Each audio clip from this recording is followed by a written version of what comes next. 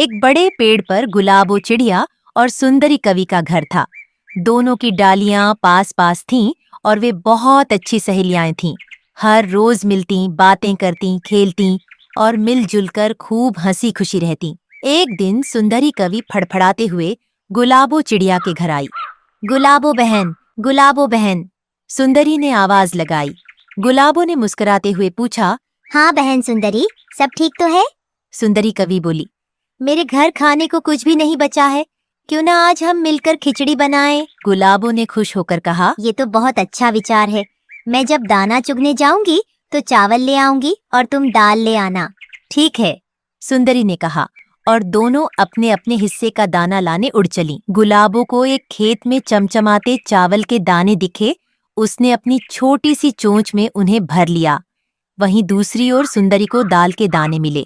वह भी उन्हें लेकर वापस लौट आई। घर पहुंचकर उन्होंने खिचड़ी बनाने की तैयारी शुरू कर दी। सुंदरी कवि ने आग जलाई, गुलाबो ने बर्तन लाया। फिर उन्होंने बर्तन में चावल, दाल और पानी डाला और मिलकर चम्मच चलाने लगी।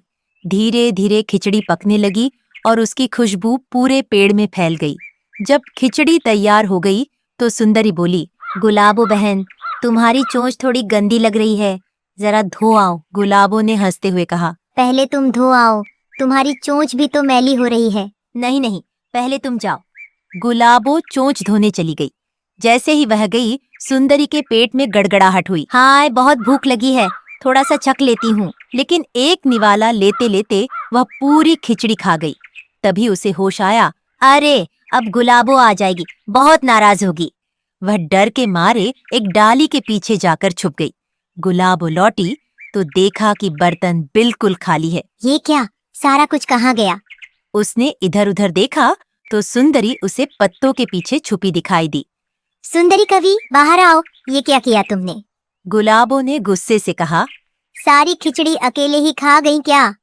सुंदरी शर्म से बाहर आई और बोली, नहीं गुलाबो बहन, वो शायद कोई चील ले गई। गुलाबो को बहुत दुख हुआ। तुम मेरी सहेली थी, तुमने झूठ भी बोला और खिचड़ी भी खा गई। वह कुछ बोले बिना अपने घर चली गई। कुछ पुराने गेहूं के दाने खाए और चुपचाप सो गई। रात होते ही सुंदरी कवि के पेट में जोरों का दर्द शुरू हो गया।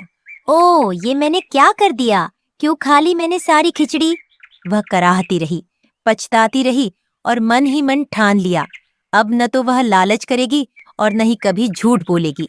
सुबह जब गुलाबो दाना चुगने जा रही थी तो सुंदरी कवि उसके पास आई। गुलाबो बहन, मुझे माफ कर दो, मुझसे बहुत बड़ी गलती हो गई।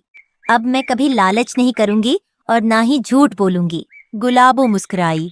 वह दिल की बहुत अच्छी थी। ठीक है सुंदरी, मैं तुम्हें माफ करती हूँ, लेकिन वादा करो कि आगे से हमेशा सच्चाई और दोस्ती निभाओगी। सुंदरी बोली, पक्का वादा। फिर दोनों सहेली